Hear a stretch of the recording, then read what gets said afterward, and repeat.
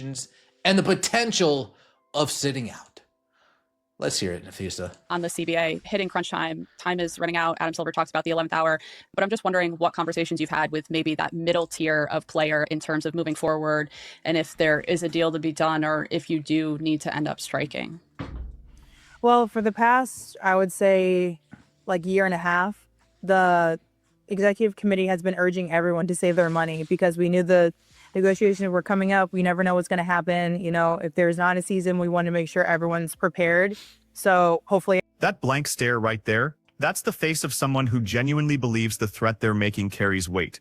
Napheesa Collier, Minnesota Lynx star and WNBA Players Association vice president, just told the world the players are prepared to strike. They've been urging teammates to save money for over a year because negotiations are coming down to the wire. But here's the question nobody's asking. What money are they saving? We don't get the things that we are wanting to stay 10 toes down on, then we're going to sit out for as long as that takes. Like, that's not what anyone wants, but it's what we're willing to do in order to get the things that we feel are fair. How do you feel about where things stand right now? I think that things are moving. Like, we are not where we want to be, but I think negotiations are trending in the right direction. And that's what you want. You want movement. You don't want to be in a stalemate. You want there to be hope for the future. And I do have that. I think there has to be a lot of movement in some, in a lot of places in the CBA, but the fact that we are moving, I think is really hopeful. Listen to the language she's using. 10 toes down, fair compensation, willing to sit out for as long as it takes. These are the talking points you'd expect from a union with leverage, from a workforce that generates massive revenue and gets exploited, from players who could cripple a profitable business by withholding their labor. But the WNBA isn't any of those things. And that's not opinion, that's math. The league has operated at a loss for 26 of its 28 years of existence.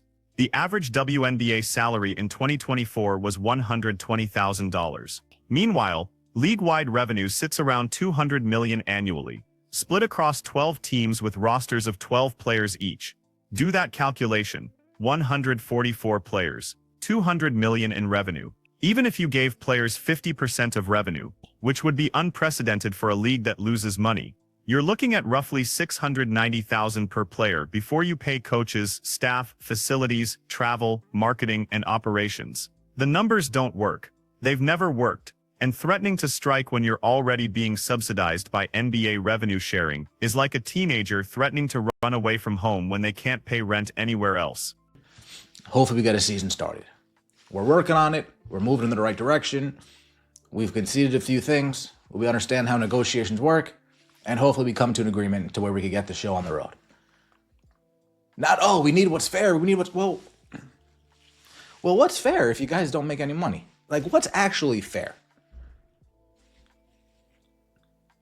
What is actually fair?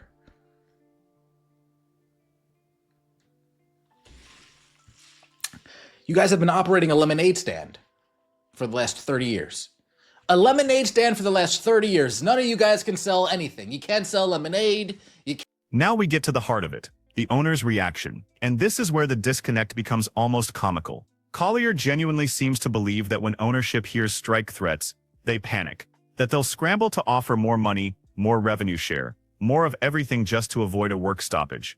But let's think about this from the owner's perspective for exactly 10 seconds. You've been losing money on this investment for decades. The NBA has been covering your losses as part of a broader commitment to women's sports. Your television ratings outside of Caitlin Clark games average around 650,000 viewers on ESPN networks. That's roughly 1/3 of what Sunday Night Baseball pulls. Your attendance numbers were historically low until one rookie showed up and single-handedly doubled ticket sales for road games. Now your players are threatening to not play, to sit out, to strike. And you're supposed to be terrified of that. You're supposed to panic and offer them a bigger piece of a pie that doesn't exist. Newsflash, it's not going to happen. Napheesa Collier back in the news. Let's get right into it. Please like the video. Let me know your thoughts in the comment section below and subscribe to the channel. That would mean so much to me. Quote, that's not what anyone wants, but it's what we're willing to do in order to get the things we feel are fair. Napheesa Collier on the ongoing... Here's what Collier doesn't seem to understand about leverage. You don't have it just because you want it. You don't have it just because you believe your cause is just. You have leverage when the other side needs you more than you need them. When your absence costs them more than your presence costs them. And right now, the math suggests the opposite might be true. If the WNBA players strike, the league loses revenue. But the league is already losing money, so the owners just lose less money during a strike than they do during a season. Meanwhile, the players lose their entire income. No overseas contracts can fully replace WNBA salaries, plus endorsements, plus exposure. The players need the league more than the league needs most of the players. Notice I said most of the players, because there's one player who changes this entire equation. One player whose absence would actually hurt the league financially. One player who drove WNBA ratings up 170% year over year. One player whose road games consistently sold out arenas that were half empty the previous season. Very sleepy. Look into my eyes. Look into my eyes. I'm sorry, folks. I can't help myself. The blank stare from Napheesa Collier kind of cracks me up a little bit. This isn't what I want. This isn't what any of us want. But it's what we're willing to do. Just look into my eyes and don't pay attention. Are you looking into my eye? Napheesa Collier. We're urging the players to save money. Well, Napheesa, it's. And this is where it gets uncomfortable for the veterans leading these negotiations. Because Caitlin Clark has leverage, real, actual, measurable leverage. Her absence would cost the league tens of millions in lost revenue. Her presence generates ticket sales, merchandise sales, television ratings, and sponsor interest that didn't exist before she arrived. But Caitlin Clark isn't the one making strike threats. She's not the one doing media tours talking about sitting out. She's not the one urging players to save money. The players making these threats are the ones who don't have individual leverage. They have to organize collectively, because individually, their absence wouldn't move the needle. That's not an insult. That's just market reality. Breanna Stewart is an incredible player. Napheesa Collier is an all-star.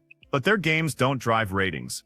Their jerseys don't fly off the shelves. Their presence doesn't make casual fans buy tickets. One player does that. And she's a rookie who's staying quiet while the veterans negotiate. Off her jewelry. True story. True story. So what money are they going to are they going to save? It's not what we want, but it's what we're willing to do to get the things we feel are fair. We want the things that we're going to stay 10 toes down on. Well, here we go. What are you guys willing to stay 10 toes down on? We've just witnessed you guys move off your 10 toes down stance. One of the issues that you guys were staying 10 toes down on, you've already conceded some ground. Now let's talk about this idea that players have been saving money for a potential strike. Collier mentioned it twice in that interview. The executive committee has been urging everyone to save for a year and a half. They're checking in with players to make sure everyone's prepared financially. But here's what makes that statement almost laughable. These same players, these same union representatives, have spent years telling us they can't make ends meet on WNBA salaries, that they're forced to play overseas year-round just to survive, that they can't afford proper housing or transportation, that the financial strain is unbearable. Breanna Stewart famously talked about playing in Russia for years because she needed the money. Nenka Ogwumike has discussed the financial challenges players face. Brittany Griner was playing in Russia when she was detained, specifically because WNBA salaries weren't enough. So which is it? Are players so financially strained that they can barely survive, or have they been successfully saving money for 18 months to prepare for a strike? Because both things can't be true. You can't simultaneously claim poverty and claim you've been building a strike fund. The decline of ESPN from the greatest channel on TV into an unwatchable, self-righteous source of pure DEI is just incredible. Damn. Incredible stuff you've decided on. I'm pretty sure you're retarded, but hang on, let me call my buddy who's a retard expert. Damn. If you could define woman, that'd be great. Oh, man. Nah, I'll be watching Sunday Night Baseball on NBC. Bartenders all over the country gonna be pissed having to change the channel so often. Now, that's a good one. That's a good one. Trash. And Ryan Clark and Cam Newton are commentary to complete the worst sports night of the week. Done with ESPN. Damn, ESPN just shoving WNBA down sports fans' mouth. Having to force the WNBA on people because no one would watch otherwise. Wait, no one is going to watch now either. And then we get the announcement that perfectly encapsulates everything wrong with how the WNBA is being positioned right now. ESPN launches Women's Sports Sundays, a dedicated primetime slot for WNBA and NWSL games. Sounds great on paper. Sounds like progress. Sounds like the kind of investment the players have been demanding, until you look at the numbers. Sunday Night Baseball on ESPN averaged 1.8 million viewers last season. The WNBA averaged 1.2 million across all ESPN networks, including ABC.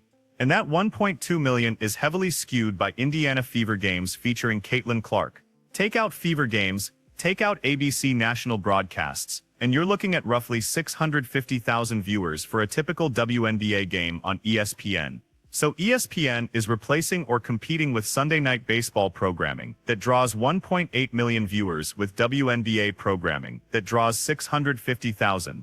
That's not a promotion. That's not a victory. That's a network making a political decision that will cost them advertising revenue. And the comments on social media tell you everything you need to know about how this is being received. Bartenders complaining about having to change the channel. Sports fans saying they'll watch NBC instead. People openly mocking the decision. This isn't demand-driven programming. This is activism disguised as business strategy. Here's what makes this entire situation so frustrating. There's a real conversation to be had about WNBA player compensation. There are legitimate arguments about revenue sharing, about marketing investment, about how the league is structured and funded. Those are worthwhile discussions. But you can't have those discussions honestly when one side is pretending the financial reality doesn't exist. When players threaten strikes as if they have leverage they don't possess. When union representatives claim they've been saving money after years of claiming poverty. When networks make programming decisions that defy basic business logic and expect fans to applaud. The WNBA has a fundamental problem. For 26 of 28 years, it has lost money.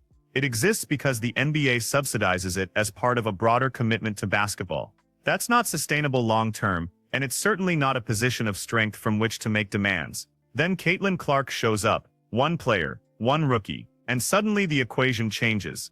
Ratings spike 170%. Road games sell out. Merchandise flies off shelves. Casual fans who never watched women's basketball are buying tickets. The league finally has a legitimate star with mainstream crossover appeal. And what's the response from veteran players and union leadership? Resentment, complaints about media coverage, frustration that one player is getting disproportionate attention, physical play that crosses the line into targeting, and now strike threats that ignore the reality of who's actually generating the revenue that makes higher salaries possible. You want to know what fair compensation looks like in the WNBA? It looks like Caitlin Clark getting paid like the franchise player she is. It looks like players who drive revenue getting a larger share. It looks like acknowledging that not all players provide equal value, and compensation should reflect that reality. But that's not what the union wants. They want equal distribution. They want veteran players who don't move the needle to get the same revenue share percentage as the rookie who's single-handedly changing the league's financial trajectory. They want to threaten strikes while ignoring that most of them don't have the individual leverage to make those threats meaningful. Napheesa Collier can stand in front of cameras and talk about being 10 toes down. She can claim players are prepared to sit out as long as necessary. She can frame this as a fight for fairness and respect. But the numbers tell a different story. The numbers say the league loses money. The numbers say most players don't generate enough individual value to justify higher salaries. The numbers say one player changed everything, and she's not the one making demands. The numbers say ESPN is making programming decisions that will cost them viewers and advertising revenue. The numbers say this strike threat is a bluff that ownership can easily call. And here's the thing about bluffs in negotiations. They only work if the other side believes you're willing to follow through, and that following through would hurt them more than it hurts you. The WNBA players are threatening to sit out. The owners know that sitting out means the players lose their entire income, while the owners just lose less money than usual. That's not a bluff with teeth. That's a negotiating position built on sand. So what happens next? One of two things. Either the players back down from the strike threat, accept a modest increase in revenue sharing, and claim victory while getting far less than they demanded. Or they actually strike, realize after a few weeks that they can't afford to stay out, and come back having gained nothing while damaging their credibility. There's no scenario where the owners panic and hand over everything the players want. There's no scenario where threatening to strike suddenly creates leverage that doesn't exist. There's no scenario where ignoring basic financial reality leads to a favorable outcome. The WNBA had a golden opportunity this year. Caitlin Clark brought mainstream attention, new fans, and actual revenue growth. The league could have built on that momentum, could have focused on developing more stars with crossover appeal, could have invested in marketing the players who actually draw crowds, could have structured compensation to reward the players who generate value. Instead, we get strike threats from players who don't have leverage. We get union leadership pretending they've been saving money after years of claiming poverty. We get ESPN making programming decisions that prioritize politics over ratings. We get veterans resenting the rookie who's making everyone's salary increases possible. And we get Napheesa Collier standing in front of cameras with that blank stare, genuinely believing that ownership is going to cave to demands that the financial reality of the league simply cannot support. It would be funny if it weren't so predictable. It would be surprising if we hadn't seen this exact same dynamic play out in women's soccer, women's hockey, and every other women's professional sports league that's tried to negotiate as if market realities don't exist. So no, the owners aren't panicking. They're not scrambling to offer more money. They're not terrified of a strike. They're probably sitting in boardrooms looking at spreadsheets, calculating how much money they'd save during a work stoppage, and waiting for the players to realize they don't have the leverage they think they have. And when this is all over, when the new CBA gets signed, the players will get a modest increase. They'll claim victory. The media will praise their solidarity. And absolutely nothing will change about the fundamental financial reality that the WNBA loses money. Most players don't generate individual value that justifies higher salaries. And one rookie did more for the league's bottom line in one season than the previous decade of veteran players combined. That's not the narrative the players want. That's not the story the media wants to tell. But it's the truth. And threatening to strike doesn't change it.